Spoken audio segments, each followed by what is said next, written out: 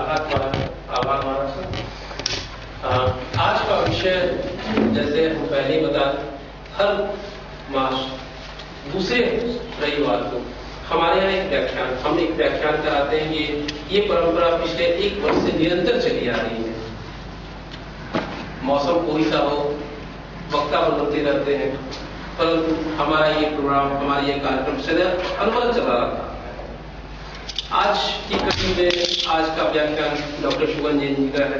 इनके बारे में सब आप भली भांति परिचित, थोड़ा सा परिचय मैं भी देना चाहता हूँ।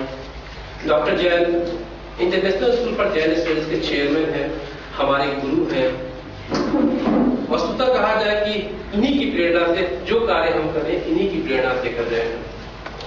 विषय आज का है जैन वैल्यू बेसिस एप्लीकेशंस। अब ये प्रश्न उठता है कि वैल्यूज की बात क्यों करते हैं?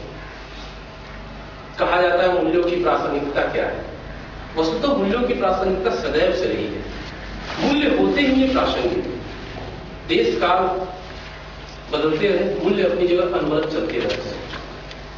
समाज में बढ़ते हुए वैमनस्य कहीं ना कहीं इन मूल्यों की हमें याद दिलाती है। निश्चित रूप से मूल्यों की चर्चा पहले भी अनिवार्य थी, अभी भी अनिवार्य है। तो आज का विषय डॉक्टर जैन मूल्यों पे बात करेंगे। जैन पर्सपेक्टिव में, जैन दर्शन के परिप्रेक्ष्य में मूल्यों की प्रासंगिकता अपने व्याख्यान से ये बताएंगे। तो मैं डॉक्टर शुभन जैन जी से आग्रह करूंगा कि वो व्याख्यान प्रारंभ करें। सर।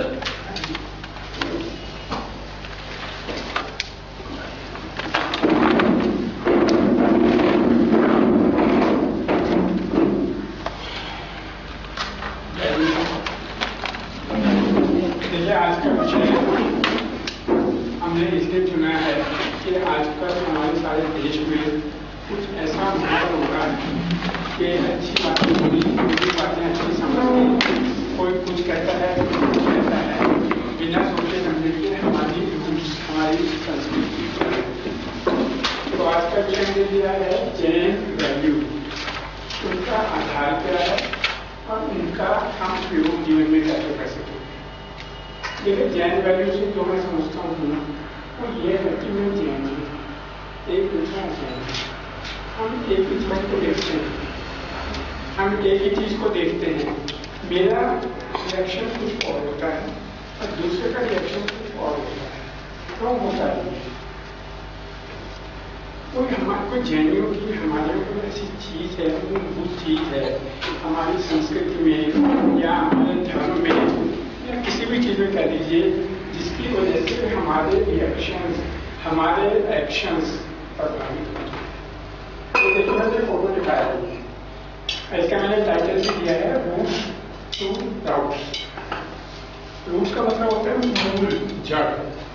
ये पेड़ देखिए क्या है, ये बनियान ट्री है, कलकत्ता का बोटेनिकल गार्डन का फेमस बनियान ट्री है। कहा जाता है इसका डायमीटर 1 किलोमीटर का है। अब पता नहीं कितने हजार या 2000 पेड़ हैं, कहा नहीं आ सकता। और जो मूल पेड़ है वो गायब है, जो ओरिजिनल ट्री था वो गायब है। उसी की जड़ें नीचे, उसकी शाखाएं नीचे आती हैं, जड़ बनती है और पेड़ बनता जाता है। तो जो हमारी जड़ें हैं, जो हमारे मूल है, यही हमारी चल के हमारी संतान, हमारे ग्रैंड चिल्ड्रन, हमारी ग्रेट ग्रैंडचिल्ड्रन में आते हैं। ऑफकोर्स समय का असर पड़ता है, समय का, जलवायु का और और चीज़ों का असर पड़ता है। फिर भी ये हमारी जो जड़ें हैं, जो वैल्यूज हैं, वो हमें bring back to our basics. जैसे आम का पेड़ दिखा है, बनियान से अगर मैं आम का पेड़ लगाऊँ तो क्या होगा? वो कैसा होगा? वो आम ही देगा और हर साल आम ही देगा। अगर मैं खरबूजे का पेड़ लगाऊँ तो खरबूजे की बेल खरबूजे ही देगी, काटने के बाद खत्म भी हो जाएगी। आम का पेड़ 20 साल 30 साल मतलब देखभाल करता रहेगा। ऐसे ही हमारी वैल्यू मैंने इसलिए क्या है, हमारे में वो भी हमें रास्ता दिखाती हैं कि हम जीवन में कैसे चले जाएं। अब हम आगे चलते हैं। देखिए ये मैंने फोटो दिखाया है, ये बहुत जैन जो धर्म की किताबें देखेंगे आप, उसमें ये बहुत पॉपुलर फोटो होगा। महाराज साहब आप भी जरा देखिए, क्योंकि आप में से कहते हैं हम धर्म की बात करते हैं, आप देखिए धर्म की बात। देखिए ये है, ये जो सफेद है ना, ये शुद्ध आत्मा है हमारी, प्योर सोल, जिसको सिद्ध कह दीजिए, परमात्मा कह दीजिए, शुद्ध आत्मा है ये हमारी। और इसके गुण क्या हैं, इसका स्वभाव क्या है? इसका स्वभाव है ब्लिस मतलब आनंद, और नॉलेज मतलब ज्ञान। जो हमारी शुद्ध आत्मा है तो इसको 1008 गुण किताबों में पूजा पढ़ते हैं, जब तो 1008 गुण बताए जाते हैं, लेकिन मूलभूत ये दो हैं, ज्ञान आनंद। इसका स्वभाव अपने ज्ञान में और उसके आनंद की अनुभूति में होता है। अगर ज्ञान ना हो तो अनुभव नहीं कर सकता। तो ज्ञान आनंद ये हमारी फाउंडेशन है शुद्ध आत्मा की। इसके बाद देखिए ये क्या है, ये तीन जो और मैंने दिखाए हैं, ये मैटर है जिसको हम पुद्गल कहते हैं। इसको मैंने 3 श्रेणियों में बांटा है, 3 क्लासों में बांटा है। देखिए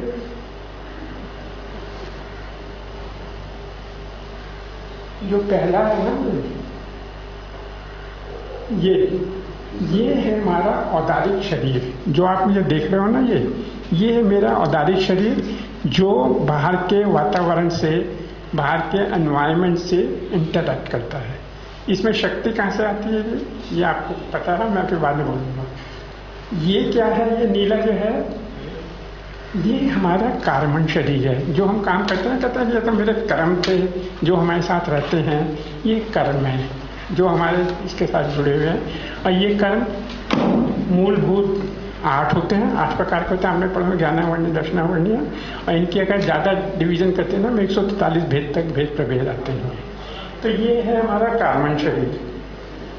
और फिर ये तीसरा जो दिखाया है मैंने, ये नया कॉन्सेप्ट है, इसको हम कहते हैं ये भाव शरीर है। भाव शरीर, ये आत्मा जो है, जब इनके साथ इंटरैक्ट करती है तो आत्मा क्या करती है?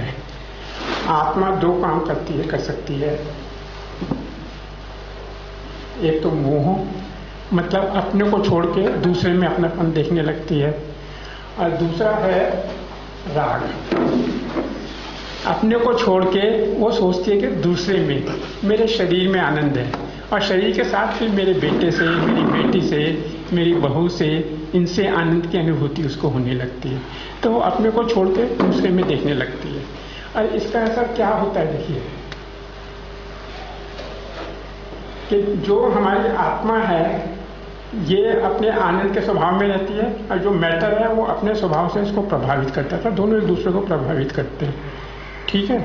इसका क्या असर होता है देखिए, अब ये मैं आगे बताऊंगा, लेकिन इसमें एक बात मैं आपको क्लैरिफाई करूंगा कि ये मत सोचिए कि ये बहुत छोटी है, ये उससे बड़ा है, ये उससे बड़ा है, ये उससे बड़ा है।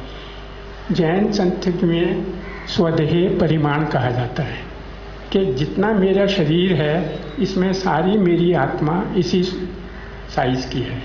तो जो आत्मा है सफेद, एक प्रकार से देखिए, इसको मेरे को एक्सपेंड करना चाहिए हाथ, इसको भी यहाँ पे, तो सारे मेरे शरीर में आत्मा भी है, ताकि मैं यहाँ से करता हूँ तो यहाँ भी आत्मा है, यहाँ से करता हूँ तो यहाँ भी आत्मा है, ठीक है। तो ये मैंने आपको समझाया कि हमारा फंडामेंटल, आप समझ लीजिए कि हमारा मूल क्या है, ज्ञानानंद स्वभाव। हम हमेशा आनंद में रहना चाहते हैं, लेकिन ये जो कर्म लगे हुए हैं, शरीर है और ये भाव कर्म है, इनका असर पड़ता है और उससे हम तरह तरह की क्रियाएं करते हैं। आगे देखिए, अब मैंने क्या किया, आपको देखिए कि ये है आत्मा, और ये वही मैंने रखे हैं, इस पर मैंने एक सर्कल बना दिया है कि जब ये शरीर और कर्म हमारे साथ लगते हैं तो आत्मा क्या करती है और हम क्या करते हैं। सबसे इंपॉर्टेंट चीज है श्रम। श्रम का मतलब एफर्ट। जैन जो है ना, कभी ये नहीं कहेगा कि भगवान मेरा ये कर दे या भगवान ने मेरा ये किया। हम कहते हैं ये मैंने किया है, ये मेरे कर्मों की वजह से हुआ है, ये मैंने किया है। तो हम इसलिए जैन को श्रमण ट्रेडिशन भी कहते हैं कि हम अपने पुरुषार्थ, हम अपनी मेहनत के अंदर विश्वास करते हैं, ठीक है नहीं। और ये श्रम किस लिए करते हैं? श्रम किस लिए करते हैं? श्रम इसलिए करते हैं कि हम अपने स्वभाव के अंदर रहें, मतलब जो मेरा स्वभाव है ना ज्ञानानंद, मैं हमेशा अपने आनंद और ज्ञान के लिए प्रयत्न करता हूँ। लेकिन जो और 3 शरीर हैं, कर्म जो हैं मेरे, भाव कर्म, द्रव कर्म और पुद्गल, उसकी वजह से मैं भटकता रहता हूँ। अब मैं भूल जाता हूँ कि ये मेरा स्वभाव है। मैं शरीर को सजाने में, शरीर के सुख में अपना सुख मानने लगता हूँ वगैरह वगैरह। ये श्रम किस लिए करता हूँ? अपने स्वभाव में आने के लिए। और अपना स्वभाव किस लिए? कि मैं स्वावलंबी बनूं।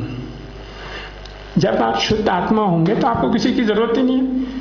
हम जो भी काम करते हैं अपने सुख के लिए, खुशी के लिए करते हैं। तो अगर मैं अपने स्वभाव में रहूंगा तो मेरे को अपने में आनंद आएगा, मुझे किसी की जरूरत ही नहीं रहेगी। तो जैन धर्म की सबसे बड़ी जो वैल्यू है वो यही है कि हमारा मूल ज्ञानानंद है। हम श्रम करते हैं, हम किसी डिवाइन ग्रेस के अंदर बिलीव नहीं करते। और ये श्रम किस लिए करते हैं? स्वावलंबी बनने के लिए। स्वावलंबी मतलब अपने जो ज्ञानानंद स्वभाव है। संसार के रूप में हम कह सकते हैं मैं स्वावलंबी बनना चाहता हूँ, ताकि अगर मेरे को खाने की ज़रूरत हो या मेरे पपाई की ज़रूरत हो तो मैं खुद अपने परिश्रम से कमा सकूँ, मुझे किसी के आगे हाथ फैलाने की ज़रूरत ना पड़े। जो भी काम करना हो मैं खुद आत्मनिर्भर हो सकूँ। आत्मनिर्भर जो शब्द कहते हैं ना, वो इसलिए आता है। इन वैल्यूज़ को जब हम आगे एक्सटेंड करते हैं प्रैक्टिकल रूप में, ये कह तो दिया ना थ्योरी की बातें हैं, जो प्रैक्टिकल आते हैं तो हम कैसे करते हैं। इसमें देखिए 4 दिखे हैं। सबसे बड़ा है अहिंसा। जो जैन धर्म का जो मूल सिद्धांत, मूल वैल्यू है वो है अहिंसा। यहाँ तक कि ये भी कहा जाता है कि जैन धर्म को अहिंसा धर्म कहना चाहिए। हमारा सारा सिद्धांत, सारे एथिक्स, सब कुछ अहिंसा के ऊपर। हमारे आचार्यों ने कितनी पोथियां लिख दी हैं अहिंसा के ऊपर, आचार के ऊपर। इवन भगवान महावीर का मैं आपको थोड़ा दूंगा कि उन्होंने आचारांग में शुरू हुए तो अहिंसा की बात सारी की सारी, और जब वो प्रश्न व्याकरण सूत्र की बात करी तो उसमें भी अहिंसा को भगवई कहा, उसके विविध रूप बताए। तो पहला मूल है अहिंसा, दूसरा है अनेकांत, और तीसरा मूल्य है अपग्रह, और चौथा मूल्य मैंने अपनी तरफ से डाला है ब्रह्मचर्य।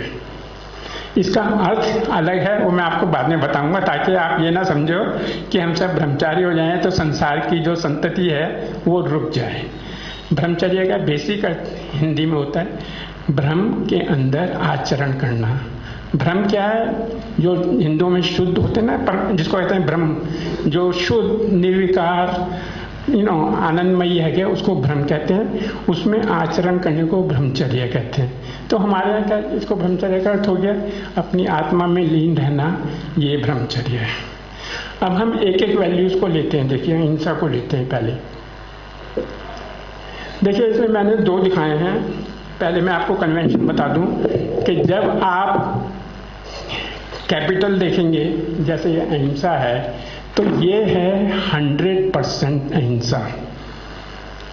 मतलब हिंसा का रत्ती मात्र भी एग्जिस्टेंस नहीं है, 100% अहिंसा। और दूसरा जो देखोगे ये है कि हम हिंसा कम से कम करने की कोशिश कर रहे हैं।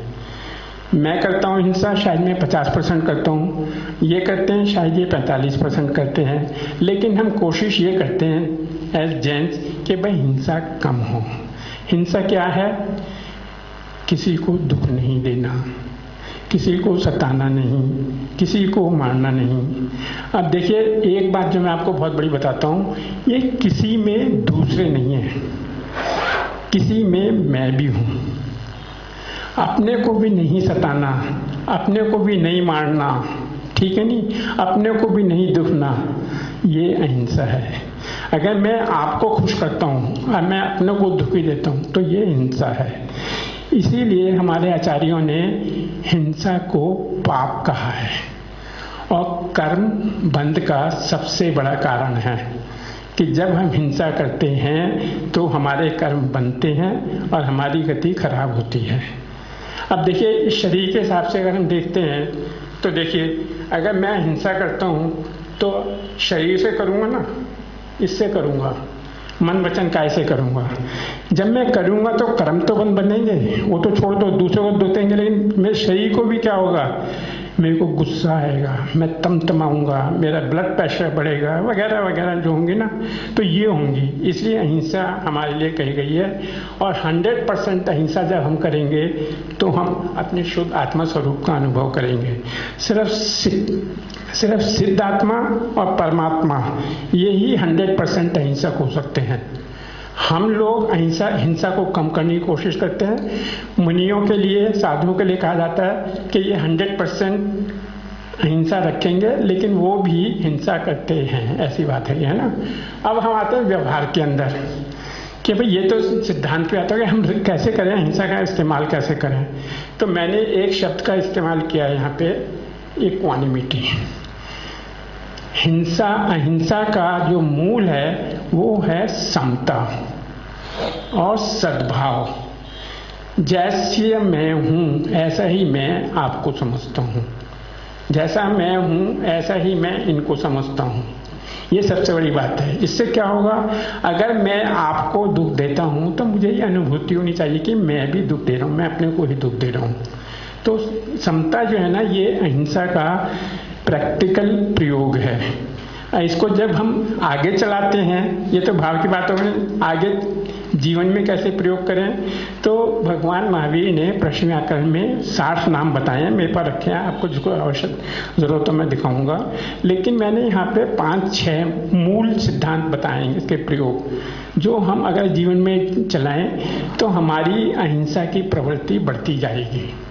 जैसे कि पहला सिद्धांत है, देखिए मैं कहता हूँ नॉन वायलेंट फूड, कि हमें सबसे पहले नॉन वायलेंट फूड का प्रयोग करना चाहिए। अहिंसक भोजन, कहते हैं ना, जैसा खाए अन्न वैसे बने मन, जैसी पिए पानी वैसे बनी वाणी।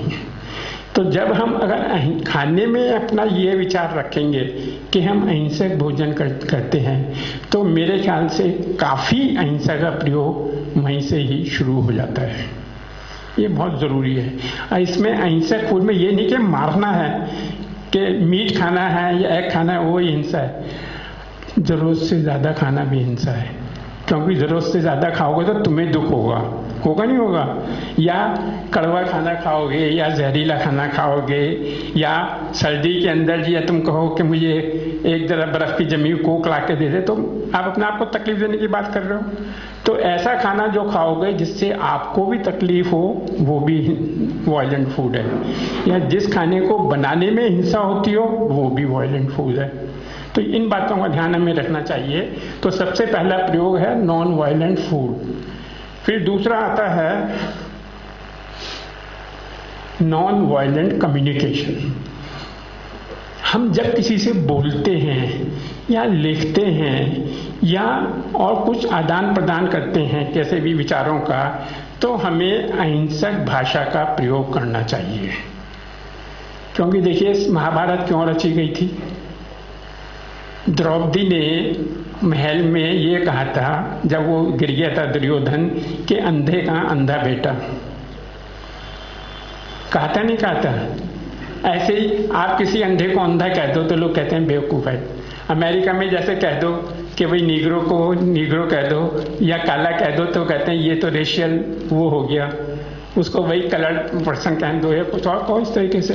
तो हमारी जो ये शैली है, जो बोलचाल की भाषा है ना, ये भी अहिंसक होनी चाहिए। मैं आपको एक उदाहरण देता हूँ। हमारे घर में जब गृहिणियाँ सब्जी साग काटती हैं तो वो ये नहीं कहती मैं साग काट रही हूँ या सब्जी काट रही हूँ, वो कहती है मैं साग संवार रही हूँ। इंग्लिश में ड्रेसिंग कहते हैं ना, तो हमारे यहाँ भी इसको संवारना कहते हैं, कभी काटना नहीं कहते, क्योंकि काटना शब्द ऐसा है जिससे हिंसा की प्रवृत्ति बढ़ती है। तो ये है देखिए एक प्रयोग हमारा अहिंसा का। तो नॉन वायलेंट कम्युनिकेशन बहुत इम्पॉर्टेंट है। और हमारे स्कूल में जो ISJS है, इसमें इन दोनों पे एक एक लेक्चर 2-2 घंटे का होता है फॉरेन स्टूडेंट्स के लिए। Very mild non violent food को आप या तो सारी भी कुछ कर दीजिए, एकदम से लगता है नॉन वेजिटेरियन फूड नहीं। वो मैं देखिए ऐसा है, आपने आपने बहुत अच्छा कहा, क्योंकि आजकल नहीं सुनो, आजकल मेरे ऊपर भी ये कमेंट्स आ रहे हैं कि भैया तुम अपने स्कूल का नाम ISJS से चेंज करो, क्योंकि इसका IS से वो लोग वो करने लगते हैं। समझे? तो आई नोटेड योर पॉइंट, इसको हम कर देंगे हिंदी में ना, अहिंसक फूड कर देंगे इसका नाम, जो है ना, बहुत अच्छा। हाँ नहीं, वो देखो जिसका जैसा दिमाग चलता है वैसा ही। वेरी गुड, ठीक है ना, कोई बात नहीं। मेरा मतलब ये, देखो जो तार्किक होते हैं ना, जो तार्किक होते हैं, लॉजिशियन होते हैं, वो इस तरह के विचार रखते हैं कि भाई प्रो एंड कॉन दोनों होने चाहिए ना। तो आपने रखा है, मैं आपका मान करता हूँ इस चीज के लिए। Noted, this point is very well noted. अच्छा देखिए, सबसे बड़ी बात है जो हमें आती है, ये है प्रेम और मैत्री। ये हमारी, अगर आप अहिंसा की भावना पढ़ो 4, तो करुणा, मैत्री, प्रेम, अनुकंपा, ये 4 भावनाएं ऐसी हैं कि जो हम हर वक्त भाते रहते हैं। तो ये प्रेम करना, किसी से दुश्मनी नहीं करना, दोस्ती बढ़ाना, दोस्ती यानी कि स्वार्थ के लिए, दोस्ती बढ़ाइए कि मेरे बराबर का है, ये मेरे जैसा है, दोस्ती में अच्छा है, दुश्मनी में फायदा नहीं है। तो ये एक अहिंसा का दूसरा प्रयोग है। तीसरा आता है टॉलरेंस। अगर किसी ने, मान लो ये डॉक्टर काला है, मैं स्कूल में था, ये भी थे, ये आके मेरे पर गुस्से हो जाते, मान लीजिए किसी वजह से, मैं नहीं बनी बात आपस में, ये मेरे पर गुस्से हो गए, तो मैं क्या कहूँ? या तो मैं इनको भी गाली गुफ्तार करूँ और अपनी पोजीशन का फायदा उठाऊँ, या मैं सोचता हूँ ये इसके बुरे कर्मों का असर है, ये बुद्धू है, इसे पता नहीं कि ये क्या कह रहा है, तो मैं इसको फिर टॉलरेट करता हूँ। मैं कहता हूँ चलो कोई बात नहीं, बात को आगे बढ़ाते हैं, sorry don't mind, but I am just giving an example, ना। तो जब हम किसी से लड़ते हैं या कोई हमारे विरोधी आते हैं, तो हमें टॉलरेंस का प्रयोग करना चाहिए।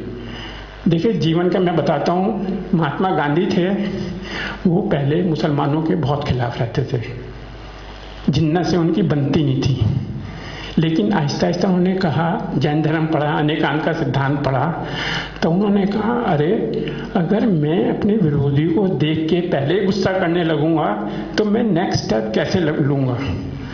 तब उन्होंने अपने भाव अपने शांत रखे, उनसे बातचीत की और ये कहा कि मैं उसकी बात जो कह रहा है अपने को उसकी पोजीशन में रख के समझने की कोशिश करूंगा। अगर मैं अपने को उसकी पोजीशन में रखूंगा तो मैं उसका व्यू पॉइंट समझ सकता हूँ और फिर कोई हल निकाला जा सकता है। और अगर मैं अपने ही पॉइंट पे अड़ा पड़ूंगा और उसके बाद नहीं मानूंगा तो ये कभी समझ वाली नहीं। आजकल यही तो हो रहा है, मोदी का, राहुल गांधी का, या सारे में जो है टॉलरेंस इंटॉलरेंस की जो बात चल रही है, तो ये बहुत बड़ी बात है। नेक्स्ट है फॉरगिवनेस। देखिए, क्षमा वीरस्य भूषणम, ये है ना बहुत बड़ा जैन धर्म का है ना, जैसे अहिंसा है ऐसे मूल है। हम तो क्षमा मानी परतक मनाते हैं हर साल कि भाई सारे साल की जितने भी अकाउंट है हिसाब किताब साफ करो and we make a new beginning. और ये लाइफ के every day, every minute, if we exercise this principle, you will see you will be much happier, healthier and you will progress very fast. मैं बताऊं, हम तो ये सिद्धांत की बात करते हैं। यूनिवर्सिटी ऑफ विस्कॉन्सिन में एक प्रोफेसर ने ग्रांट लेके, अनीता, 20-30 मिलियन डॉलर की एक इंस्टीट्यूट खोल दिया है, फॉरगिवनेस रिसर्च इंस्टीट्यूट। अब वो उस पर ये देख रहा है कि इसका हमारे शरीर पे, हमारे मन पे, हमारी समाज पे क्या असर पड़ता है।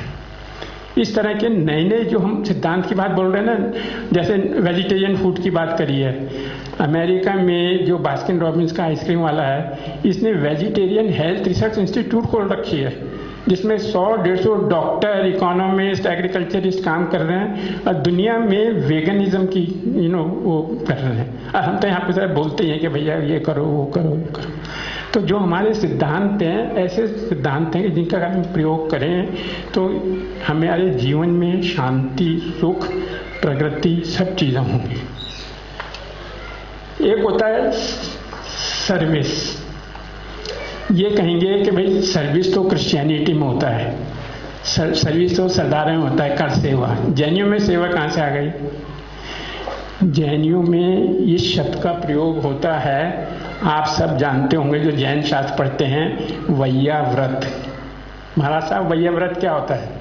कि भाई गुणीजनों की सेवा करो या किसी करो, वैयाव्रत कहते हैं। या इसका दूसरा नाम आता है अतिथि समविभाग। ठीक है नहीं? हाँ, तो ये जो है ना हमारे यहाँ जैन धर्म में सम्यक दृष्टि की पहचान है।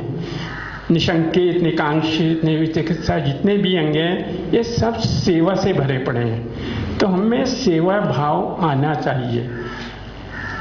देखिए से जो भी आप में से सामायिक पाठ पढ़ते होंगे अमृत गति का, उसका जो पहला ही श्लोक यह है, प्रेम भाव हो सब जीवों से, गुणी जनों में हर्ष प्रभु, करना सोत्र वहे दुखियों पर, दुर्जन में मध्यस्थ हो।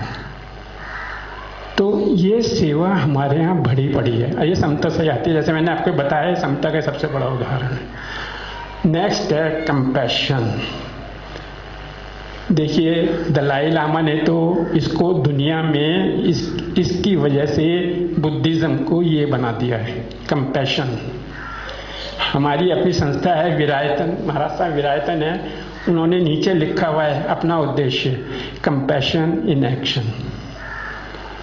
मैं दुखी को अपने जैसा समझ के उसकी सेवा करता हूँ। कैसे करते हैं? जैसे हमारे शांति बाबू हैं, अपना समय निकाल के भी गरीब बच्चों को पढ़ाने में तत्पर हैं कि भाई वो किसी लायक बन जाएं।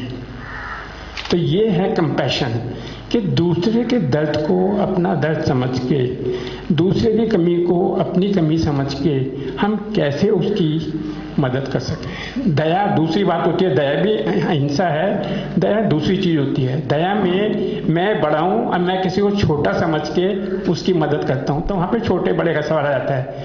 अनुकंपा में बराबर का बात होती है, इसमें मान अभिमान नहीं होता, इसके अंदर बराबर की बात होती है। तो देखिए ये हैं हमारी अहिंसा के प्रयोग। अगर हम करेंगे, आहिस्ता आहिस्ता बढ़ेंगे, तो हो सकता है कुछ समय के बाद या कुछ से हम यहाँ पे पहुँचने की कोशिश कर सकते हैं। और साथ साथ जो हमारा अभी का जीवन है, यही जीवन है, इसको भी शांति में, सुख में, आनंद में बना सकते हैं। तो अहिंसा जो है ना हमारी, ये सबसे बड़ी वैल्यू है जैनियों की। और देखिए अगर जो फिलोसफर हैं जैसे डॉक्टर प्रोफेसर कमला जैन हैं, जैन धर्म में दो नए से बात चलती हैं, निश्चय ने और व्यवहार ने। तो हम ये कह सकते हैं कि ये निश्चय ने से कर रहे हैं बात हम, और ये बात हम व्यवहार ने से कर रहे हैं। ठीक है जी। अब हम आगे चलते हैं, अनेकांत पे आते हैं। देखिए अनेकांत का मतलब क्या है? अनेक मीन्स मैनी, अंत मीन्स व्यू पॉइंट, एंड जो भी कुछ कर रही है व्यू पॉइंट्स कहते हैं कि मैनी व्यू पॉइंट्स। इसका फाउंडेशन क्या है? जैन धर्म की जो डेफिनेशन है ना इसकी रियलिटी की, परसिस्टेंस विद चेंज, कि कोई भी चीज ऐसी है, जैसे मेरी आत्मा है, ये हमेशा रहेगी, लेकिन निरंतर इसके अंदर कर्मों की वजह से और वजह से चेंज होता रहता है, हर क्षण चेंज होता रहता है।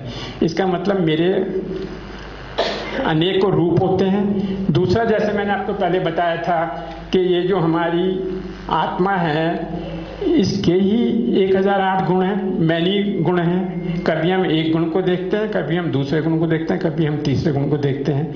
मैं ज्ञान को देखता हूं तो मैं ज्ञान की बात करता हूं। ये भाई साहब आनंद की बात करते थे, आनंद की बात करते हैं। मैं कहूँ नहीं तुम गलत हो, मैं ठीक हूं, हो गया झगड़ा शुरू। तो हजारों व्यू हैं और हम सब अपनी अपनी दृष्टि से देखते हैं। ठीक है नहीं?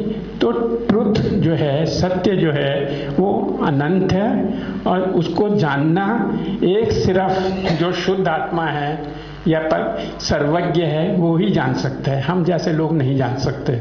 हम लोग जो हमारा दृष्टिकोण होता है, जो हमारा स्वार्थ होता है, उसकी दृष्टि से हम उसको जानने की कोशिश करते हैं। जैसे मैंने पहले कहा था, यहाँ पे हम नए की बात करते हैं, ये कैपिटल ट्रुथ सत्य क्या है? जैसे हिंदू धर्म में कहते हैं अहम ब्रह्मास्मि, मैं ब्रह्म हूँ, बाकी सब मिथ्या है। हमारे यहाँ कहते हैं मैं शुद्ध आत्मा हूँ, लेकिन मैं परिवर्तन भी कर रहा हूं जब तक मेरा पुद्गल से संयोग है। जब मेरा पुद्गल से संयोग हट जाएगा तो मैं शुद्ध आत्मा हूं, उसमें फिर कोई परिवर्तन नहीं। तो ये जो कह दिया ना कि परिवर्तन हो रहा है, ये भी रियल है। This is the basis of anekant. Truth जो है ये शुद्ध आत्मा है। और दूसरी के बारे में बात करूंगा। ट्रुथ के बारे में बताऊं आपको, महात्मा गांधी शुरू में वो कहते थे गॉड इज ट्रुथ, कहते थे नहीं कि ईश्वर ही सत्य है। फिर उन्होंने जैन धर्म पढ़ा, उसका प्रयोग किया, गीता पढ़ी और फिर उन्होंने उसको चेंज कर दिया, ट्रुथ इज गॉड। कितना फर्क हो गया, क्योंकि हम भी तो सत्य की बात करते हैं ना। सत्य क्या आएगा, सेंस क्या आएगा, तो वही आत्मा है। भाई सत्य क्या है, शुद्ध आत्मा है। तो ऐसे उन्होंने कहा दिया भाई सत्य जो है वो भगवान है, भगवान सत्य नहीं है, सत्य जो है वो भगवान है। तो ये है निश्चय से। व्यवहार से मैंने कहा है रिलेटिविटी।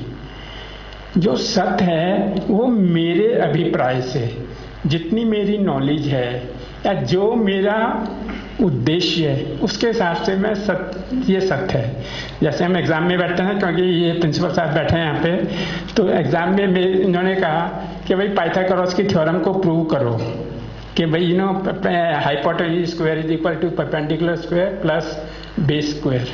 अब ये मेरा उद्देश्य है। तो मैंने आती तो है नहीं, मैंने कहा भाई पता है 5 को लगा दो, 5 का स्क्वायर इज 25, 3 का स्क्वायर इज 9, 4 का स्क्वायर इज 16, 16 25, 5 है, तो लो जी पाइथागोरस। ये एप्लीकेशन है, ये मैं अपने उद्देश्य से कह रहा हूँ। लेकिन ये सच तरीका थोड़ी है। ये तो मुझे 0 नंबर या 1 नंबर दे देंगे, 10 बजे चल भाई तूने कुछ बताएगा इसका। तो we have whatever we do it is relative to my level of knowledge and my objective. मेरा ऑब्जेक्टिव क्या है। आपने उदाहरण पढ़ा होगा जैसे कि 6 blind man and the elephant, कि जब वो 6 अंधे आदमी आते हैं, एक हाथी को पकड़ते हैं, तो एक उसकी टांग पकड़कर तो कहता है ये तो हाथी खंबा है, दूसरा सूंड को पकड़ता तो कहता है ये तो रस्सी जैसा है, तीसरा कान को पकड़ता तो कहता है ये तो छाछ जैसा है। और सब ठीक है, लेकिन प्रॉब्लम आती है जब वो कहे जिसने कान पकड़ रखा ये तो हाथी तो छाछ ही है, लेकिन ये उसका माइनर है। फिर एक आंखों वाला आता कहता है आप भी ठीक हो, आप भी ठीक हो, आप भी ठीक हो, लेकिन हाथी इससे बड़ा है, इसका समूह है। ऐसे ये हम अगर रखेंगे तो उससे क्या होगा, टॉलरेंस आएगी हमारे को, दूसरे की बात समझ में आने लगेगी नहीं आने लगेगी, बजाय कि हम इसको लड़ें, हट करें कि only I am right you are wrong, वही झगड़ा शुरू हो गया। इसके देखिए 3 बेसिस होते हैं। टॉलरेंस दोबारा से आ गई, जैसे मैंने अभी बताया था आपको, हमें दूसरे की बात सुनने के लिए मौका मिलता है, प्रेरणा मिलती है कि हम दूसरे की बात माने, जाने। दूसरा है कोलैबोरेशन। कोलैबोरेशन के मतलब हम कहते हैं कि आओ भाई तुमने कान कहा, ये पैर कहें, दोनों मिलाते हैं क्या बना। इन्होंने कहा सूंड की तरह सूंड खड़ी कर दी, पूछ के लिए रस्सी के लिए कहा तो पूछ लगा दी, तो सारा कुछ बना के हमने एक कोलैबोरेट करके एक ठीक सोल्यूशन के ऊपर आ गए। तो ये इसका दूसरा है कि हम कोलैबोरेट करते हैं। भाई सब अपनी अपनी बातें लगाओ, जैसे आप लोगों की किट्टी पार्टी होती है, भाई तू चावल बना रही हो, तू पूरी बना रही हो, तू हलवा बना रही हो, सबने मिलके बैठ के दावत हो गई पूरी की पूरी। तो ये है कोलैबोरेशन। और तीसरा है को एग्जिस्टेंस। ये बहुत इंपॉर्टेंट है, जो कि हम समझ नहीं पाते। को एग्जिस्टेंस का मतलब है, जैसे हमारे कहते हैं परस्पर को जीवन नाम कह देते हैं, लेकिन को एग्जिस्ट का मतलब है कि जो अच्छा है ना वो बुरा भी है। एक दृष्टि से अच्छा है तो एक दृष्टि से बुरा भी है नहीं। तो ये बात जब हम मान लेते हैं तो हमें प्रेरणा मिलती है कि हम दूसरे को भी लाइफ में एक्सेप्ट करें। जैसे आजकल कह देते हैं कि किसी ने कहा कि जब वो फ्रांस के अंदर हुआ था कि सारे मुसलमानों को साफ करेंगे। अरे ये क्या बात हुई भाई, अगर 10 करोड़ में से 1 लाख मुसलमान बदमाश हो गए तो इसका मतलब थोड़ा सारे वो हो गए, सारे को तुम साफ करोगे। अच्छे भी हैं उनमें, जैनियों में भी ये बहुत दिल वाले भी हैं, बहुत धर्मात्मा भी हैं, तो बहुत बदमाश भी हैं। ये नहीं कि जैनी दूध के धुले हैं, यहाँ पे कोई बदमाश नहीं है। यहाँ पे बदमाश भी खूब अव्वल दर्जे के बदमाश भी बैठे रहेंगे। हर एक नहीं, मेरे में ही देखिए, मेरे में ही मैं तो आपको अपनी बताता हूँ। हाँ, मैं अच्छा भी हूँ और मैं बुरा भी हूँ। मेरे में अच्छाई भी है, मेरे में बुराई भी है। कोई सी बात ले लेते हैं, मैं मीठा भी बोलता हूँ और मैं कड़वा भी बोलता हूँ, दोनों ही बातें हैं, ठीक है नहीं। तो मेरे को मीठा भी अच्छा लगता है, मेरे को खट्टा भी अच्छा लगता है, तो दोनों ही बातें हैं। ये हमें जान लेनी चाहिए कि ये वस्तु का स्वभाव है कि भाई ये अपोजिट्स जो हैं हमेशा होते हैं। रात होगी तो दिन भी होगा, अगर 24 घंटे सूरज निकलता है तो क्या होगा भाई। सो अपोजिट जो है को एग्जिस्ट करते हैं। जब हम ये 3 पिलर्स के ऊपर खड़ के आप किसी भी समस्या को सोचोगे तो उसका समाधान आपको अहिंसक शांतिपूर्वक मिलेगा। आप आराम से अपना काम कर सकते हो, ठीक है। तो ये है, ये एक दूसरा हमारी वैल्यू है अनेकांत। पहले अहिंसा की बात कही थी, फिर अनेकांत की बात करी। अब हम तीसरी वैल्यू पे आते हैं, ये है अपरिग्रह। अपरिग्रह को अगर आप सच्चे रूप में कहो तो देखिए, उसको मैंने यहाँ पे कैपिटल में लिखा है डिटैचमेंट। हिंदी में मैं कहता हूँ इसको वीतरागता। जो हमारे अरहंत होते हैं उनके गुण होते हैं ना, सर्वज्ञ और वीतराग। जब जिसने राग को जीत लिया तो वो सर्वज्ञ बन गए, तीर्थंकर बन गए या जिन बन गए। लेकिन जब तक राग रहता है, जैसे मैंने पहली साइड में बताया था, हम इन्हीं तीनों शरीरों के चक्रों में पड़े रहते हैं, अपने को भूल के इनमें ही पड़े रहते हैं, तीनों शरीरों में। तो जब हम 100% वीतरागी हो जाते हैं, डिटैच हो जाते हैं, तो हम शुद्ध आत्मा और परमात्मा के रूप में आ जाते हैं। लेकिन हम संसारी में क्या करते हैं, हम राग को कम करने की, सीमा करने की कोशिश करते हैं। जो हमारा व्रत है ना, इसको हम अपरिग्रह तो नहीं कहते हैं, अपरिग्रह तो महाव्रतों में है, हमारे यहाँ कहते हैं परिग्रह परिमाण अणुव्रत। कि भाई जो तुम्हारे परिग्रह हैं, जो तुम चीज़ें रखते हो, इसकी लिमिट बांध लो ताकि तुम्हें शांति रहे, ठीक है नहीं। तो ये है लिमिटिंग डिटैचमेंट और लिमिटिंग पजेशन। मैंने लिखा क्योंकि पजेशन से हम हमेशा मटेरियल ऑब्जेक्ट्स की बात करते हैं। यहाँ पे मैं नॉन मटेरियल ऑब्जेक्ट्स की बात करना चाहता हूँ आपसे। तो देखिए, इसमें ये है पजेशंस होगा, ये मटेरियल पजेशंस। दूसरे मैंने यहाँ पे देखिए एक शब्द लिखा है एक्विजिटिवनेस। ये सबसे बड़ा दुश्मन है। तृष्णा जिसको कहते हैं ना, कि हर वक्त इच्छा रहनी, मेरे पास एक गाड़ी है, एक और हो जाए। मेरे पास होंडा सिटी है, नहीं BMW होनी चाहिए। कल को मैंने ग्रुप कैप्टन विमल जी की गाड़ी देखी, मर्सिडीज में आ रहे हैं। भैया मेरे पास तो वो दूसरी जो लंबार्डियन कौन सी होती है 2 करोड़ की गाड़ी, वो होनी चाहिए। तृष्णा बढ़ाए जाओ, बढ़ाए जाओ। इससे क्या होगा, आप भी दुखी होंगे, कर्म भी बंधेंगे। तो ये इसको कम करना ये सबसे ज़रूरी है। इस पे ना महात्मा गांधी ने बहुत डिटेल में, बहुत जैन धर्म से ज़्यादा महात्मा गांधी ने एक्विजिटिवनेस के ऊपर जोर दिया। उन्होंने परिग्रह में इसके ऊपर सबसे ज़्यादा जोर दिया है, एक्विजिटिवनेस, कि हम अपनी इच्छा का कैसे परिमाण करें, कैसे कंट्रोल करें। और दूसरा है फिलैंथ्रोपी, कि जो तुमने लिमिट बांध ली, जैसे मान लो मेरे पास ये सामान मतलब पूरा कमरा है, मैंने कहा मेरे लिए कुर्सी काफ़ी है, मैंने जो एक कुर्सी रखे, बाकी जो कुर्सियाँ हैं मैंने दूसरों के उपयोग के लिए दे दी, अच्छे उपयोग के लिए दे दी। या इनसे कहा भाई आप ले लो, आप स्कूल चलाते हो या आप कुछ करते हो, आप इसका उपयोग कर लेना। तो फिलैंथ्रोपी, अच्छे काम के लिए जो तुम्हारे पास पोजेशंस हैं उनको दीजिए, देना है। ये त्याग नहीं है, त्याग तो जाता है, साधु लोग त्यागते हैं, हम नहीं त्यागते। कभी मैंने कह दिया अच्छा मैं आज शाम को नहीं खाना खाऊंगा, तो ये त्याग है।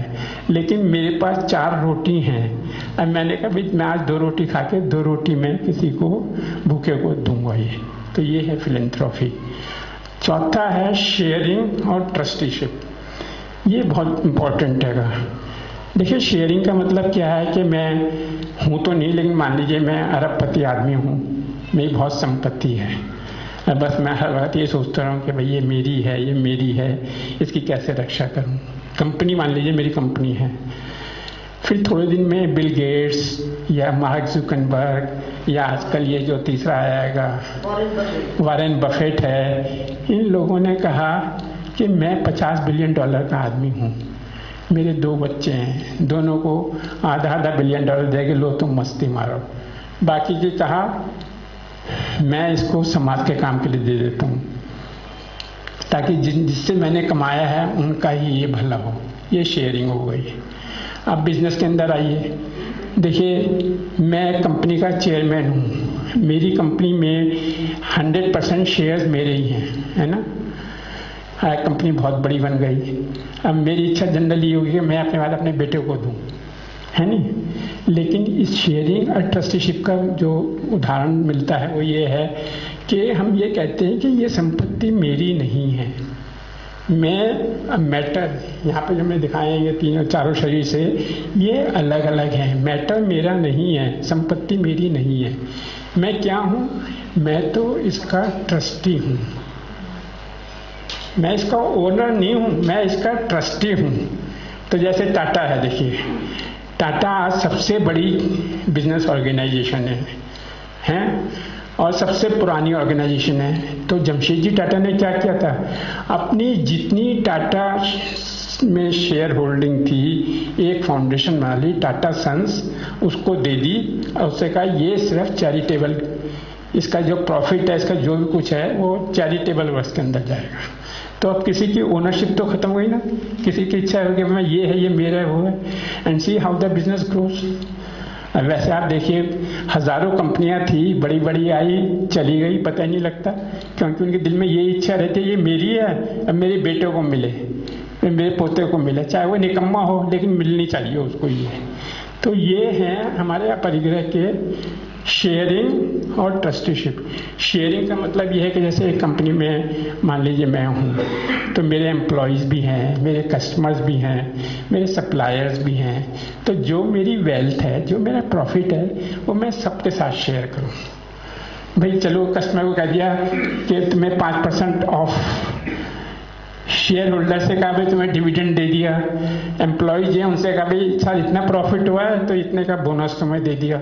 करते ही नहीं करते हैं। So this is what sharing is. परिग्रह का जो ये ना ये एक्सपेरिमेंट होता है जी। त्याग नहीं है ये, त्याग इज डिफरेंट। त्याग is something which you have and you give it away. ये इसमें गिविंग नहीं है, you are still the boss but you are sharing it with others. Foundation.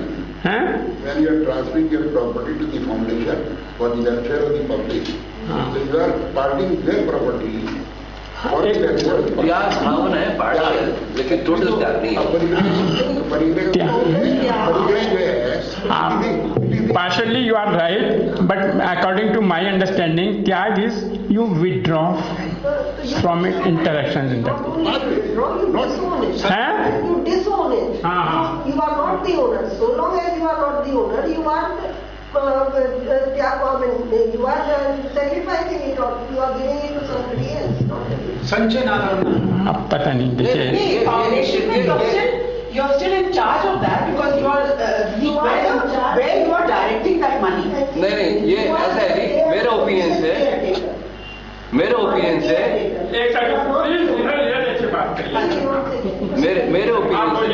Opinion से पार्शियल त्याग है ये पार्शियल त्याग है, ना कि टोटल त्याग। मतलब ये एक तरह से पार्शियल त्याग है। मैं आपको उदाहरण देता हूँ, ये महाराज जी हैं, ये महाराज जी हैं, इन्होंने दुनियादारी का त्याग किया। मैं दुनियादारी करता हूँ, लेकिन मेरी जो वेल्थ है, मेरी जो बुकिंग है, मैं आपके साथ शेयर करता हूँ। मैंने छोड़ा नहीं है, मैंने गिव अप नहीं किया है। अपरिग्रह की बात कर रहा हूँ मैं। अपरिग्रह में परिग्रह का मतलब एक्यूमुलेशन है, परिग्रह का मतलब एक्यूमुलेशन अपने ऊपर। तो जैसे मेरी भावना में पहला दोहा ये आता है कि जिसने राग द्वेष का मादे जीते सबने जान दिया।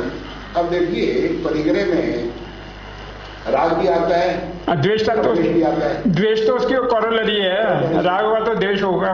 तो ये जो है ये सब अपरिग्रह के लिए अचीव करने के लिए ये सब काम करने पड़ेंगे। ठीक है। देखिए त्याग है ना भाई साहब, मैं आपको बताऊं, बिजनेस पैलेस में कहता हूं, when I become 62 I retire, whether I like it or not I have to give up my involvement in this thing. Before 62 what do I do? Tell me. I can groom my junior to take up my this thing. I can, give my time, my money to share my time and money with others. So they are both same. त्याग को भी हमारे यहाँ 10 लक्षण में त्याग एक बहुत बड़ा 10 लक्षणों में से एक बड़ा धर्म है, but that is very high. मैं साधु बन जाऊँ ये है त्याग, लेकिन मैं कहता हूँ मैं हूँ रहते हुए मैं अपना जीवन आपके साथ शेयर करूँ. हाँ नहीं वो तो है, तो दैट्स व्हाट आई, तो इसीलिए मैं यहाँ पे त्याग की बात नहीं कर रहा, ये that's what I am saying. Mahatma Gandhi का जो ट्रस्टीशिप का कॉन्सेप्ट था, महात्मा गांधी ने जो ट्रस्टीशिप का कॉन्सेप्ट शुरू में आरंभ किया, एक तरह से उन्होंने अपनी फिलॉसफी, देश की फिलॉसफी को ट्रस्टीशिप में देखना चाहा. तो उनका मतलब ये था कि you are simply a trustee, you are like a manager as she was saying. तो मैं उसी तरह की, वो सिर्फ मैनेज करने वाले हैं पर उसके ओनर नहीं है, neither partial nor full. You are right. Trusteeship means that is what I in management से पहले ना सारा बिजनेस संभालता था. जब बिजनेस बड़े हुए तो क्या हुआ, प्रोप्राइटरशिप हट गई, प्रोफेशनल पार्टनरशिप आई की तरह हुई और अपने पार्टनर मान लेते हैं. फिर हट गई, लिमिटेड कंपनी बनाई तो प्रोफेशनल मैनेजर आने लगे. तो जब प्रोफेशनल मैनेजर आ तो दिस इज ट्रस्टीशिप. ये कह दीजिए sharing your responsibility with others. Sorry, simple life example. मैं अपनी फ्रेंड से मिली थी 2-3 दिन पहले, हम बात कर रहे थे. तो मेरी फ्रेंड ने कहा कि उसने कुछ कुर्ता पहना हुआ था, फिर अपनी तरफ से सिंपल कुर्ता, किसी ने उसको अप्रिशिएट कर दिया. उसने कहा चल मैं चेंज करके आती हूँ, ये कुर्ता हुआ तेरा. वो कहते अरे ये क्या, फिर उसने कहा नो इट्स ओके, तुझे इतना अच्छा लगा तो ये ले. कल अगले दिन उससे ऐसे बाई चांस किसी और को कॉम्प्लीमेंट दिया कि अरे तेरा ये चीज बड़ी अच्छी लग रही है तुझको, तो उसने भी ऐसे कर दिया. तो आई फील जो हमारी सिंपल लाइफ में कि ये मेरा है ये तेरा है, तो मैसेज अगर करो share, that is non possessive and ये वापस भी आता है. तुम जितना करोगे फिर somehow और भी तुम्हारे लिए वापस करना. आप बिल्कुल ठीक कह रहे हैं. इसमें सिर्फ ये है कि आई एंड माइंड सेंस को कम. हाँ exactly. I and mind sense, these two words that they can. आप इतना एक फटी से अटैच है और एक नई साड़ी को देख दिया कितना. हाँ चलो very good, thank you. I think this is very good example of daily life. कि हाँ, तो ये है मतलब इसके बहुत सारे बातें होते हैं. मैं तो आपको मोटी मोटी जो प्रैक्टिकल लाइफ में हमारे जैसे आदमी इन प्रिंसिपल्स का कैसे एक्सपेरिमेंट करें ताकि हम आनंद में रहें, खुश रहें. भैया नहीं शेयर करोगे, नहीं दोगे तो मानसिंह डाकू आके गोली दिखा के ले जाएगा, या इनकम टैक्स वाला आके रहेगा तुम छुपाते हो निकाल के दो भैया, फिर हमें जैन साहब के पास जाना पड़ेगा, भैया बचाओ हमारे को. तो ये सब बातें ऐसे कोई अपने आप कर लो, नहीं तो जबरदस्ती करना पड़ेगा तुम्हारे. खैर छोड़िए, आगे चलते हैं. ये है ब्रह्मचर्य. देखिए ये जो मैंने रखा है ना, ये डिबेटेबल सब्जेक्ट हो सकता है, लेकिन ये मैं आपको पहले बता दूं कि ये मेरा अपना व्यू है. ब्रह्मचर्य की जो डेफिनेशन मैंने रखी है ये मेरा अपना एनालिसिस है. तो इसमें मैंने देखे कहा है आत्मानुभूति, सेल्फ रियलाइजेशन. ब्रह्मचर्य का मतलब यह है अपने में ही आचरण करना, अपनी ही आत्मा में आचरण करना. ये ब्रह्मचर्य है. सही 100% जो ब्रह्मचर्य है. जैसे मैंने आपको पहले कहा था कि ब्रह्म इज निर्विकार, आचरण मीन्स उसमें रहना. तो ब्रह्म में लीन रहना जिसको समाधि कहते हैं, एक प्रकार से कह दीजिए कि समाधि की जो अवस्था है वो ब्रह्मचर्य है असली. लेकिन हम जब खुद करते हैं तो हमने क्या किया, ये वर्ड मेरे को थोड़ा अच्छा नहीं लगा लेकिन फिर मैंने यूज किया है, ये है limiting lust. Lust can be to your own body और टू अदर्स। आज के पहले हम कहते थे अपोजिट सेक्स, आज हम कहते हैं अदर्स, क्योंकि आजकल सेम सेक्स और फलाने ढिमके 10 तरह की बातें आने लगी हैं सामने। तो दूसरे इंसान की तरफ शारीरिक शरीरों का संबंध बनाना जो है, इस पे कंट्रोल करने से मतलब ये है कि ये मेरा शरीर है, यहाँ पे एक और बैठा है, तो हम इन दोनों को ही जोड़ने की सोच रहे हैं, अट्रैक्ट करने की, इसकी बात नहीं करते थे, शरीरों की ही बात सोचते रहते। तो यहाँ पे मैंने कहा कि भाई इसको तुम थोड़ा लिमिट करो, वरना तुम शरीर तक ही रह जाओगे, शरीर के अंदर की जो चीज़ है ना उस पर नहीं पहुँच पाओगे। तो इसलिए हमने कहा है लिमिटिंग लस्ट। और इसके लिए मैंने 2 कहे हैं, purity in relationship.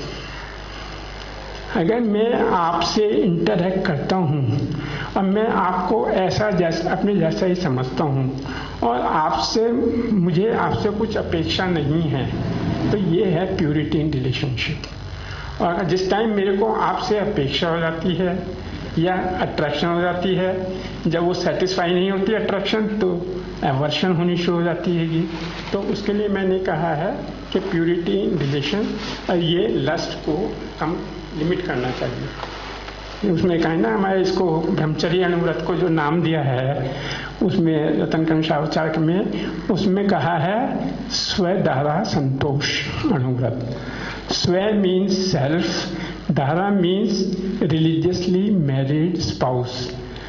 So contentment with your own religiously spouse is ब्रह्मचर्य अनुव्रत। तो वहाँ पे वो सिर्फ लस्ट की बात कर रहे थे। तो मैंने यहाँ पे, क्योंकि आजकल सेक्स की या इनकी बात भी एक्सपेंड हुई है, इसलिए मैंने इसको ये फिजिकल टर्म पे आ रहा हूँ। और इसके लिए सबसे बड़ा यही है फीलिंग कि भाई consider others as brothers and sister. तो ये मेरा मानना है।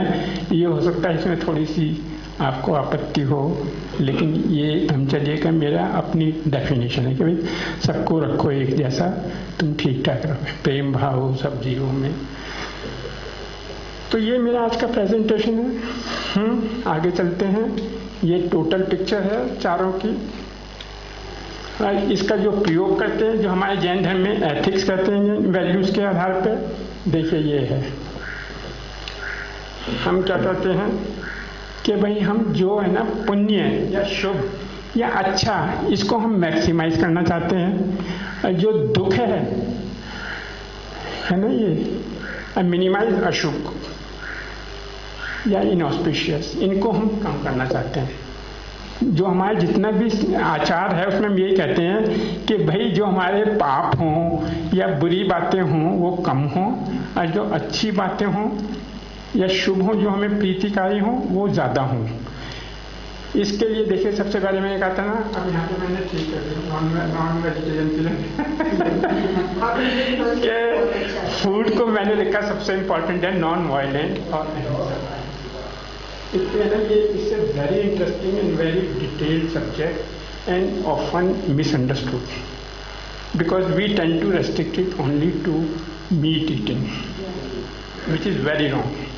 आजकल फॉरेन कंट्रीज में वेजिटेरियन का जो कंसेप्ट चल पड़ा है, जिसके अंदर की डेयरी प्रोडक्ट्स भी नहीं खाए जाते। हाँ, वो that's what I'm saying, because in non-violent food, when you are talking of non-violent food, if the production of food involves violence, then it is non-violent food. आज के जो दूध बनाने के लिए गायों को सताया जाता है, उन्हें हार्मोन्स दिए जाते हैं, एक ही जगह रखा जाता है, बच्चे के होते ही क्रक कर देते हैं उसको। So you are committing violence. जब दूध निकालते हैं तो मशीन निकालती है till the end. So you are torturing the cow. You are just considering cow as a milk producing equipment. And that is the reason why they say. इसका ecological कहते हैं कि सारे तुमने एक बिल्डिंग में 100 गायें रख दी, उनका गोबर डिस्चार्ज करो, उसकी गैसेज इतनी आती हैं, अलाने फलाने वाटर बॉडीज खत्म हो गई। सो दीज आर सर्कल है ये पूरा का पूरा। लेकिन जिस फूड को आर्ग्यूमेंट ये है, अगर बाकी गाय है, गाय का अगर नहीं निकालोगे क्योंकि उसका पूरा दूध, उसका जो बच्चा है वो कंज्यूम नहीं कर सकता। अगर दूध नहीं निकालोगे तो बीमार हो जाएगी। ये बात वो कह रहे देखो ये व्यू ठीक है, ये व्यू ठीक है, लेकिन देखिए मैं ना मैं आप कह रहे हो कि भाई उनको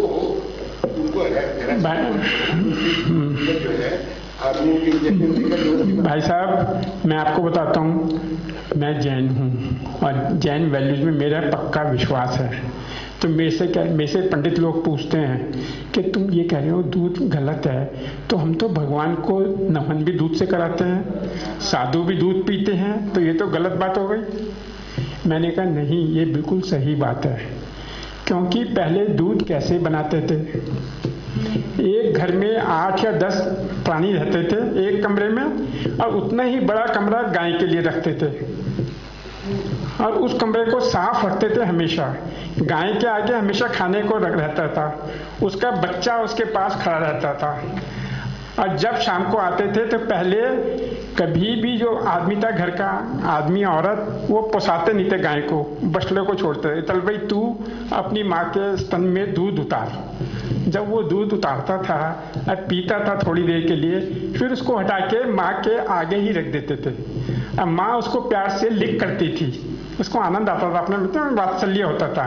फिर हम दूध निकालते थे उसका, तो माँ कहती थी ये मेरा गिफ्ट है तेरे को, तू मेरे को पाल रहा है, तू मेरी इतनी सेवा कर रहा है, this is my gift to you. और फिर जब आखिर तक निकालते थे, जब थोड़ा दूर रहता था, फिर बछड़े को छोड़ देते, जा भाई तू खत्म कर इस कर दे। So in that situation milk is okay.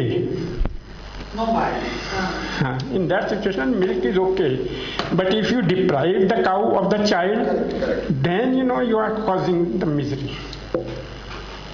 So यही तो बात है भाई साहब, हर चीज अच्छी भी है, हर चीज बुरी भी है। हाँ, कन का तल कर।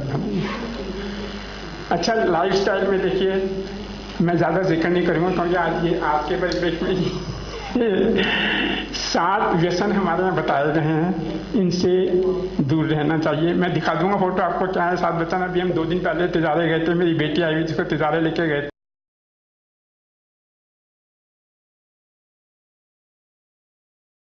आवश्यक होते हैं हमारे यहाँ कि भाई देव दर्शन करो, दान करो, स्वाध्याय करो, तप करो, त्याग करो, सामायिक करो, ये 6 रहेंगे। तो ये अगर आप करोगे तो आपको आनंद आता है, आपको ना अच्छा लगता है कि आपको अच्छा काम कर रहे हो, हैबिट्स अच्छी बनती हैं। फिर है attitudes of carefulness and restaurant. साधुओं के लिए हम इनको गुप्तीय समिति कहते हैं, लेकिन अगर सम्यक दर्शन की परिभाषा देखो तो उसमें यही कहते हैं कि हमेशा सावधान रहो, जो भी काम करो सावधानी से करो। जैसे हमारी गृहणियाँ, अब तो खैर सब चीज़ें पैक आती हैं, चावल लेंगी तो पहले उसको बीनती थी कि भाई इसमें लट हो तो निकाल दो इनको पहले, या दाल होती थी कंकर पत्थर निकाल दो, होते हैं तो सावधानी है, नहीं तो क्या कर दो। तो हमारे हर एक काम में सावधानी, ये सबसे इम्पोर्टेंट है। और गुप्ती का मतलब है संयम, एक प्रकार से कि हम अपने मन वचन काया की जो टेंडेंसीज हैं, नहीं तो मिठाई को देखी, जैसे मेरी आदत है, लग गए खाने के लिए, दुकान से ली, खरीदी या खा ली, तो आप हाल देख रहे हो क्या हो रहा है। अगर मैं अपना संयम रखूं तो सेहत ठीक रहे, डायबिटीज भी ना हो, वगैरह वगैरह।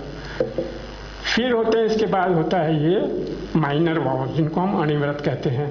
ये बहुत दूर की बात है, आजकल हम कर नहीं पाते हैं, लेकिन हम इनको थोड़े थोड़े अंशों में करें। अहिंसा, सत्य, आचौर्य है, अपरिग्रह, ब्रह्मचर्य है, तो इससे आप देखो कि आपको शांति मिलेगी, आपका मन जो आपका उद्देश्य है उसकी प्राप्ति में ज़्यादा लगेगा। अब आखिरी है संलेखना। संलेखना का मतलब है ये कि हम कैसे जिए ताकि हमारी मृत्यु भी शांतिपूर्वक हो। तो ये हैं तरीके, और ये मैंने फोटो खींचे थे। ये हैं 7 व्यसन जो मंदिर में थे। पहला है पर स्त्री सेवन, कि भाई दूसरे की स्त्री के ऊपर बुरी नजर नहीं रखनी या इच्छा नहीं रखनी। शिकार, मदिरा पान, वैश्यागमन, जुआ खेलना, मांस खाना और चोरी करना। So we can say that these are moral conduct in Jainism, कि हाउ टू बी मॉरल। तो ये इन्होंने हमारे 7 व्यसनों की कही है। फिर ये है, ये जैनी की पहचान क्या वहाँ पे लिखा हुआ था, तो नीचे शुरू करते हैं। जैन श्रावक के 3 चिन्ह, देव दर्शन, पानी छान का पीना और रात्रि भोजन का त्याग। हम डिबेट करेंगे, मैं भी डिबेट करता हूँ कि रात को खाना गलत, ये गलत है का ये। अब मैं जस्टिफाई करता हूँ कि अगर रात को नहीं खाएं तो स्वीडन में जो लोग रहते हैं वो तो 6 महीने भूखे रहे, वहाँ तो सूरज ही नहीं निकलता 6 महीने तो मर जाएंगे वो।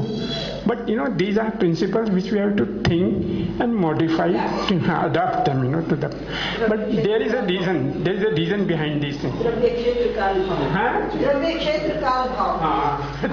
आजकल तो साइंस भी कह रही है कि सोने से 3 घंटे लास्ट। बिल्कुल, ये तो है ही, बिल्कुल। मतलब यही है ना कि अभी सोनागिरी में यहाँ पे लेक्चर था ना साइंस जर्नलिज्म, वो यही तो थे कि ये कह दिया लेकिन साइंस है ना इसके अंदर भी तो जो है गई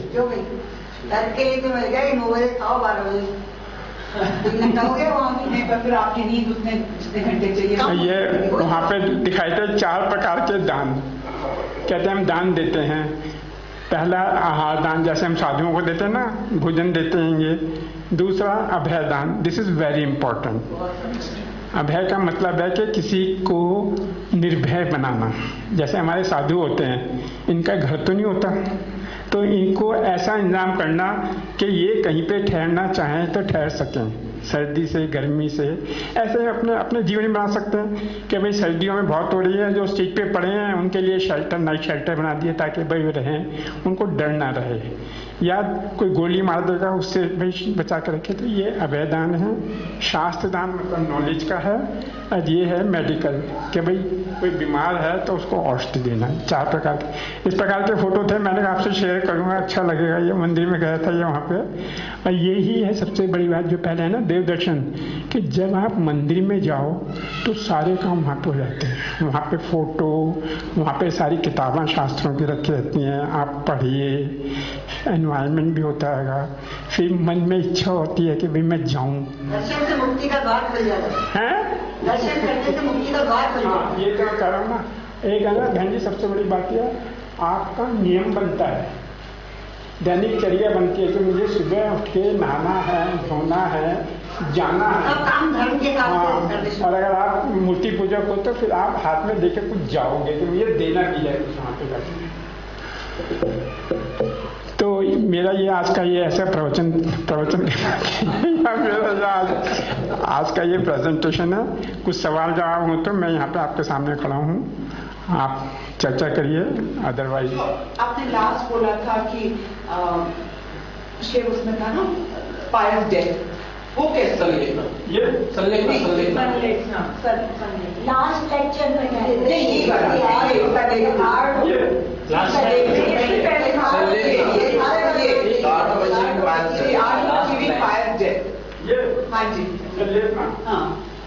देखो ऐसा है कि इस सैटरडे को हम एक वर्कशॉप कर रहे हैं भगवान महावीर मेमोरियल ट्रस्ट धौलीपुर में इस विषय के ऊपर, जिसमें हिंदी के दिल्ली के आसपास के 10-15 स्कॉलर्स को हमने बुलाया है, क्योंकि ये आपको बड़ा हॉट सब्जेक्ट बना हुआ है। इसके बाद फरवरी के एंड में हम 2 दिन की सेमिनार यूनिवर्सिटी मद्रास में करें, 2 दिन की seminar national law university Delhi में करें, और 1 दिन की तीर्थंकर महावीर यूनिवर्सिटी मुरादाबाद में करें।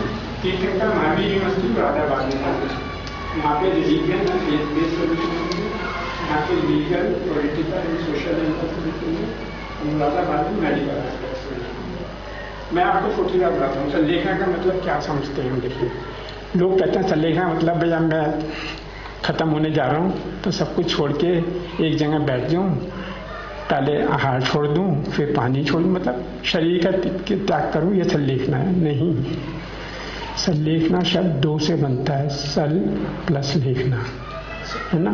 सल का मतलब कषाय होता है, कषाय पैशंस, टेंटेड इमोशंस, और लेखना का मतलब होता है टू रिड्यूस, टू थिन, कि अपने कषायों को कैसे कम करें।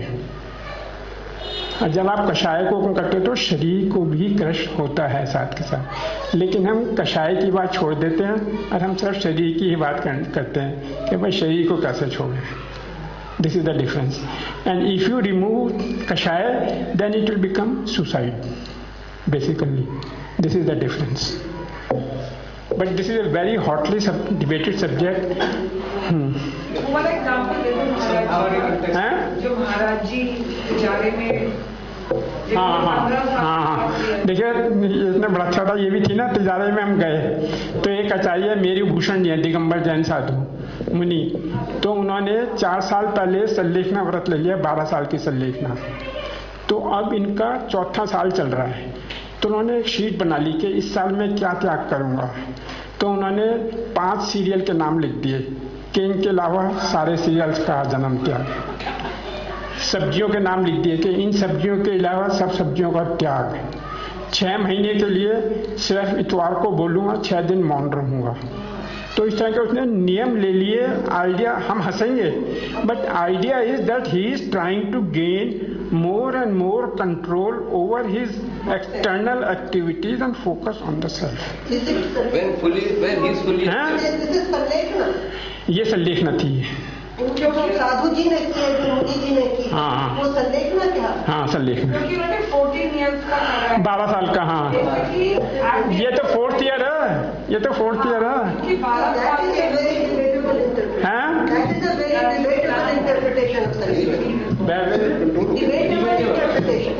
I would, okay, I don't remember the pages of Acharang. I will request you to go through Acharang and read about what is Sanlekhna. Okay?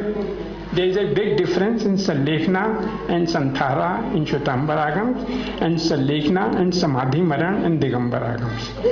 हाँ, there is a big difference. बस हाँ, there is a very big difference. आपने मेरी बात की पुष्टि कर दी है, इसीलिए मैंने कहा कि हाँ नहीं, Santhara and Samadhi Maran, these are the end practices. जबकि 10 स्टेयर कर रही है आपके सामने। हाँ, ध्यान में रखते हुए मैंने उसी को ध्यान में रखते हुए डिबेटेबल कहा है कि अगर दिगंबर और श्वेतांबर मान्यताएं फर्क है तो डिबेटेबल। नहीं। और दूसरा एक बात मैं समझ जाता हूँ, दूसरा मैं एक बात आपको बताता हूँ, संलेखना सिर्फ साधु ले सकते हैं। नहीं वो हो सकता है, सिर्फ साधु ले सकते हैं, उसको ये हम नहीं ले सकते। ये बात बिल्कुल फर्क है। ये भी आप मजे की बात है। नहीं मैंने जो कहा था मैं उसी बात को। अच्छा बोला। इससे एक दूसरा सवाल आता है कि क्या ये मूलाचार का पार्ट है संलेखना दिगंबर ट्रेडिशन में, या श्वेतांबर मतलब क्या उसका पार्ट है, लास्ट स्टेज है? संलेखना नहीं भैया। देखो ऐसा है कि मैं प्रोफेशनल था, आईटी प्रोफेशनल था। जब 62 का हुआ तो कंपनी ने कहा इनफ, यू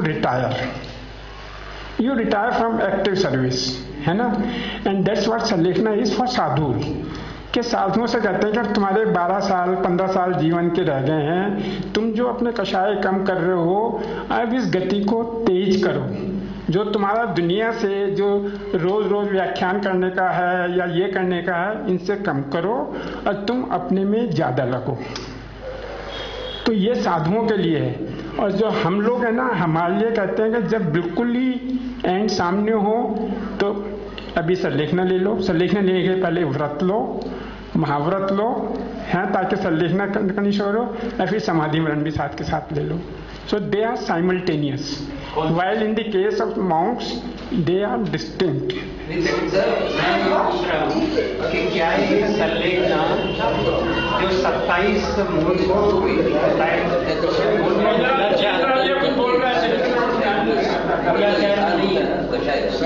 ये मूलाचार का पार्ट नहीं है संलेखना? 28 भगवत की आराधना जो है ना, आज भगवत की आराधना उसी से भरी पड़ी है। आपको अगर पढ़ना 60 पेज उसमें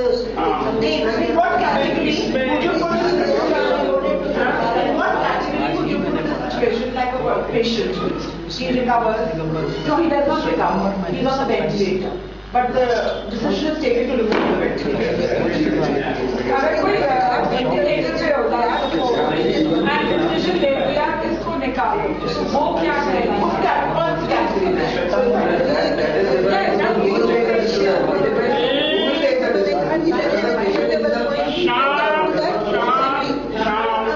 समय भी हो जाएगा, ये मुझे बताना समय हो गया। देखिए संलेखना हमेशा सजग और सचेतन स्थिति में लिया जाता है, अचेतन या बेहोशी में संलेखना नहीं लिया जाता है। उसमें ये कहता है कि जैसे साधु जो है उसमें विषायक छोड़ेंगे, साधु जो है विषय छोड़ेंगे तब ये संलेखना की तरफ जाएंगे। अगर उनके अंदर किसी भी कषाय है तो साधु की बात साधु, अगर उनमें कषाय है तो साधु विषय। हाँ सर एक छोटी चीज और पूछना चाहूंगा सर।